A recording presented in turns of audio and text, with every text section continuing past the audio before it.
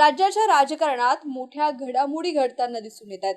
कृषी मंत्री माणिकराव कोकाटे यांचा राजीनामा घेतला जाणार असल्याची शक्यता आहे आणि त्यांच्या जागी धनंजय मुंडे यांना संधी दिली जाणार असल्याची चर्चा आहे। या सर्व प्रकरणावरून बीड जिल्ह्यातील राष्ट्रवादीचे ज्येष्ठ नेते आणि मंत्री प्रकाश सोळंके यांनी नाराजी व्यक्त केली आहे। बीड जिल्ह्यामध्ये 45 वर्षात मराठा समाजाचा कॅबिनेट मंत्री आणि पालकमंत्री नाहीये, हे खरं तर दुर्दैव आहे। बीड जिल्ह्यामध्ये ओबीसी आणि मागासवर्गीयांना प्राधान्य देण्याचं काम पक्षाने मागच्या काही वर्षांमध्ये केलंय।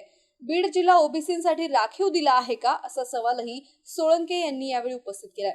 मंत्रिपदासाठी माझी जात अडवी येते असंही त्यांनी म्हटलं आहे।